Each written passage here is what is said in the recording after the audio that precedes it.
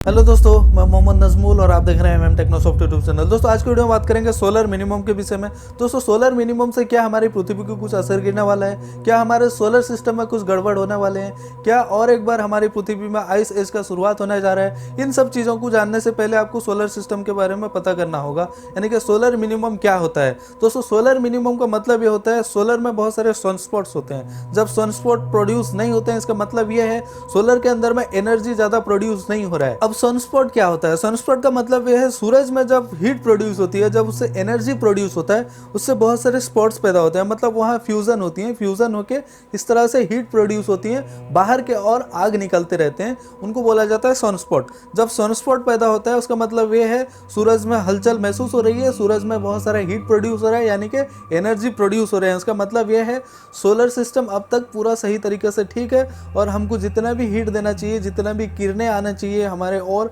वो सारा चीज़ ठीक है। और जो मैग्नेटिक फील्ड है वो भी सही और सही तरीके से क्रिएट हो रही है। जब ये नहीं हो रहा है, इसका मतलब साफ ये है कि सूरज के अंदर में जो हलचल है वो बंद हो गई है।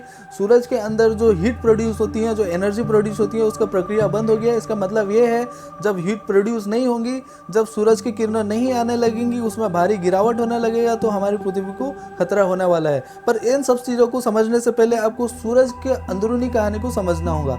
सूरज के अंदर क्या होता है, कितने लेयर होते हैं, इन सब चीज़ों को आपको समझने होंगी। तो चलिए दोस्तों, वीडियो को शुरू करने से पहले आपको रिक्वेस्ट करूंगा, वीडियो को लाइक करें, शेयर करें, कमेंट करें, और जो इस चैनल में नए हो प्लीज सब्सक्राइब करें और बेल आइकन को दबाना ना भूलें। सबसे पहले बात करेंगे सूर्य के विषय में, यानी कि सन के विषय में। दोस्तों सन को मैं एक स्टार भी बोल सकता हूँ। रात को आप बहुत सारे स्टार्स देखते होंगे, ये सूर्य के मुकाबले काफी बड़े भी हो सकते हैं और काफी छोटे भी हो सकते हैं। इनका काम सिर्फ वही होता है, जिस तरह से हमारा सोलर सिस्टम में हमारा स्टार को सन बोला जाता है, उसी तरह से अलग सोलर सिस्टम में उनका नाम अलग से दिया गया होगा, पर उनको हम आम तौर पे स्टार्स बोलते हैं। सूरज से हमको इंपॉर्टेंस क्या है, मतलब स्टार से हमारे क्या फायदे होते हैं। इन जनरली स्टार से सबसे पहला हीट प्रोड्यूस होता है। हीट के कारण हमारे प्लैनेट्स में, जैसे कि हमारे पृथ्वी में, पानी तरल अवस्था में मिलती है और हमारा ब्लड भी सर्कुलेट हो पाता है। अगर ठंड होगी, यहाँ आइस हो जाएगा पूरा ठंड, मतलब गर्मी अगर नहीं होगी तो हर चीज़ आइस में कन्वर्ट हो जाएगा। जैसे कि हमारा ब्लड सिस्टम आइस में कन्वर्ट हो जाएगा। ब्लड अगर सर्कुलेट ना करे तो हम जीवित कैसे रहेंगे, पानी हमको पीने नहीं मिलेंगी, सब तो आइस हो जाएगा।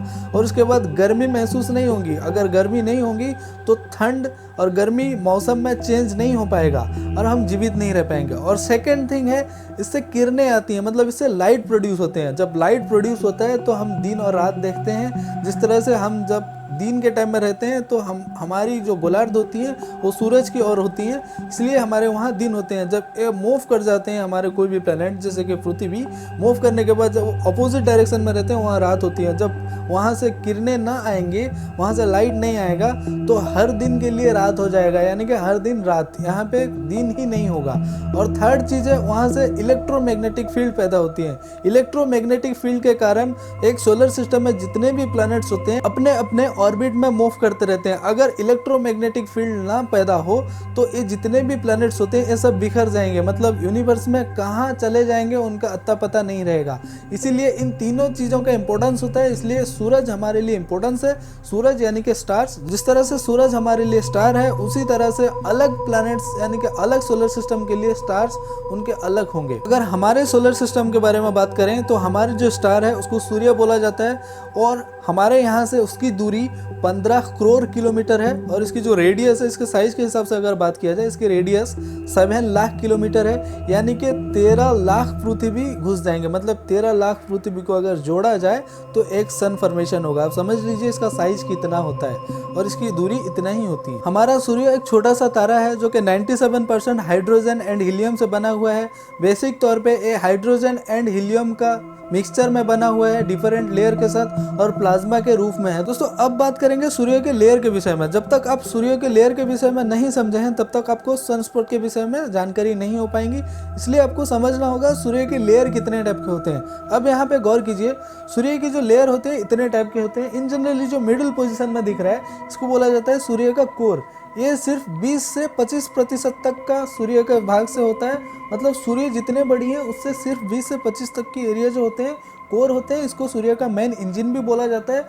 सूर्य का मेन इंजन इसलिए बोला जाता है, यहीं से केमिकल रिएक्शन के द्वारा एनर्जी प्रोड्यूस होती है, यहीं से सोर्स होता है। मतलब यही मेन इंजन है, पूरा सोलर सिस्टम का मेन इंजन भी बोल सकते हैं, इसलिए कि वहीं से एनर्जी प्रोड्यूस होती है, उसके वजह से हीट पैदा होता है, रोशनी आती है और इलेक्ट्रोमैग्नेटिक फील्ड पैदा होते हैं, तभी हमारे जो सोलर सिस्टम है वो वर्किंग मोड में जाते हैं, इसलिए इसको सूर्य का मेन इंजन बोला जाता है। अगर इसकी हीट के विषय में बात करें तो 1.5 करोड़ डिग्री सेल्सियस तक की हीट प्रोड्यूस करती हैं।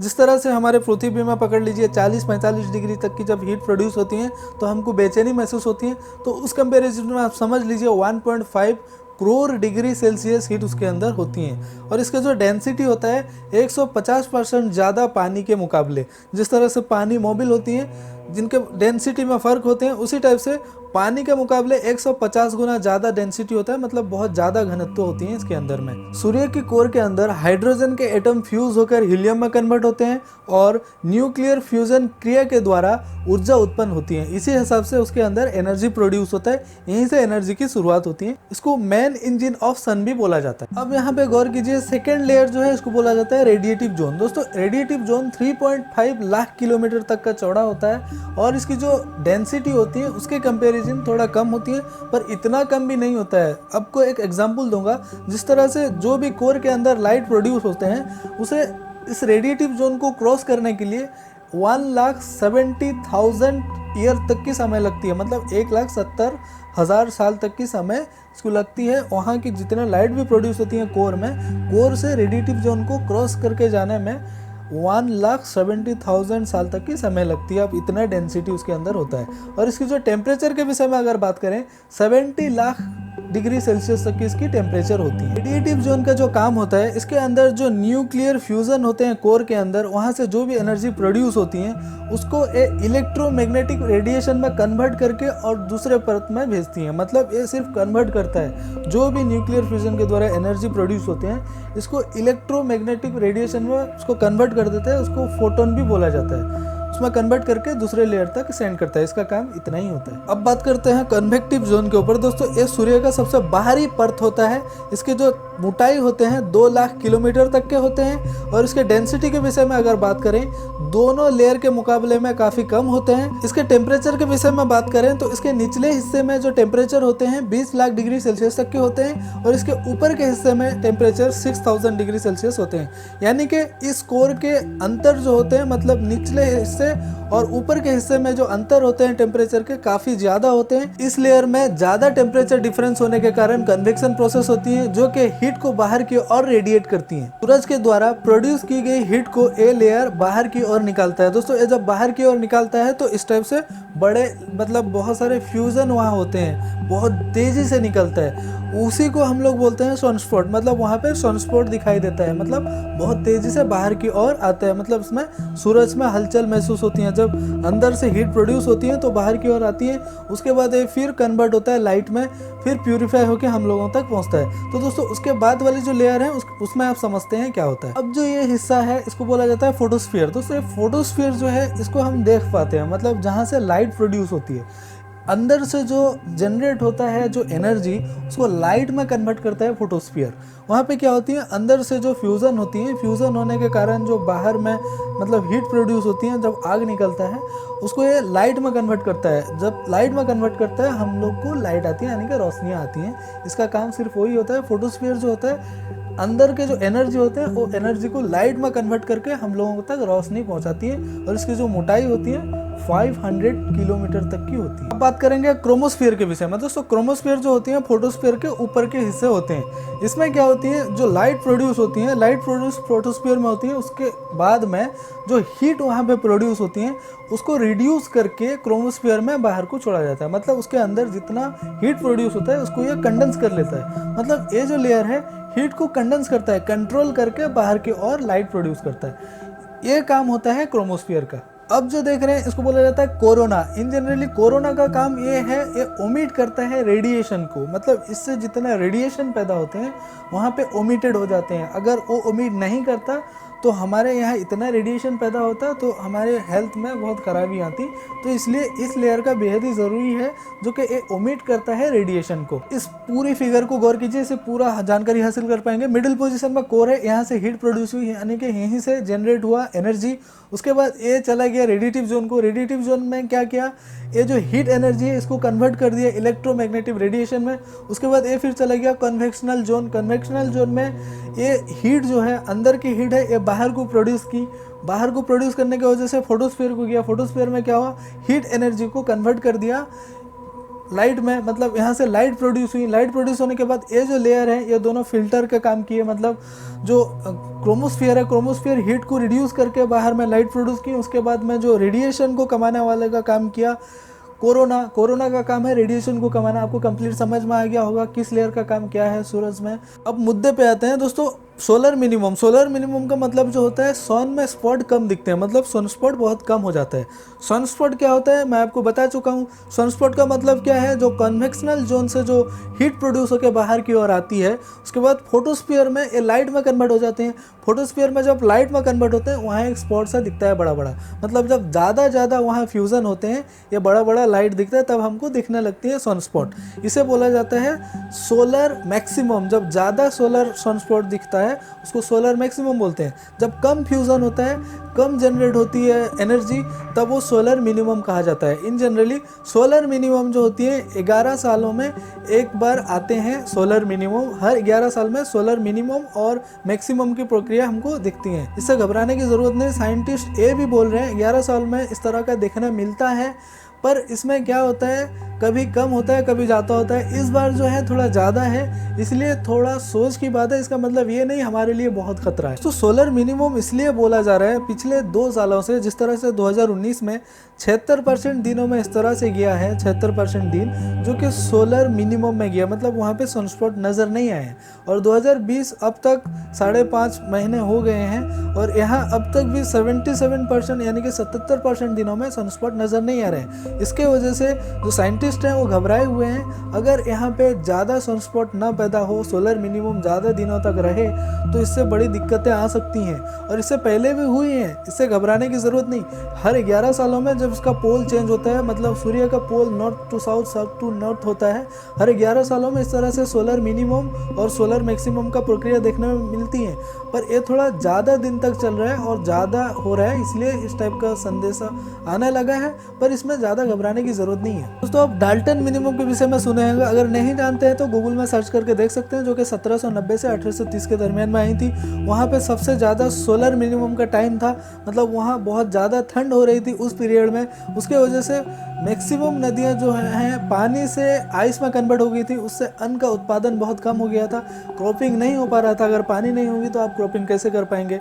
उसके बाद भूकंप हो रहा था और बहुत ज़्यादा सूखे की वजह से अन्न उत्पादन भी नहीं हो पा रहा था। इससे बहुत सारी दिक्कतें हो रही थी इस टाइप के एज में। तो साइंटिस्ट जो हैं बोल रहे हैं कि इस टाइप का एज फिर से ना आ जाए जब इस टाइप में सोलर मिनिमम का टाइम गुजर रहा है। अब समझते हैं सोलर मिनिमम से क्या क्या दिक्कतें हो सकती हैं। सबसे पहले तो ठंडास बढ़ जाएगा, उसके वजह से पानी आइस में कन्वर्ट हो जाएगा।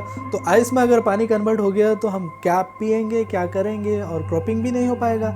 ठंडास बढ़ जाएगा, हमारा जो ब्लड सर्कुलेशन सिस्टम है ये भी क्लोज हो जाएगा, ये भी ठंडास की वजह से ये भी आइस में कन्वर्ट हो जाएगा। इससे ये दिक्कत पहली हो सकती है। उसके बाद इससे कॉस्मिक रे ज़्यादा आते हैं।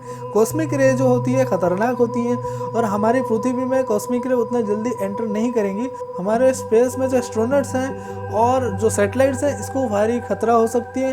इसके रेडिएशन से हमारे इलेक्ट्रोमैग्नेटिक फील्ड जो होती है उसको खतरा हो सकती है। हमारे सारे डिस्कनेक्टेड हो सकते हैं, इंटरनेट और टेलीविज़न, जितने भी सारे कनेक्टिविटी बनती हैं सैटेलाइट से, ये सारा चीज़ डिस्कनेक्टेड हो सकता है।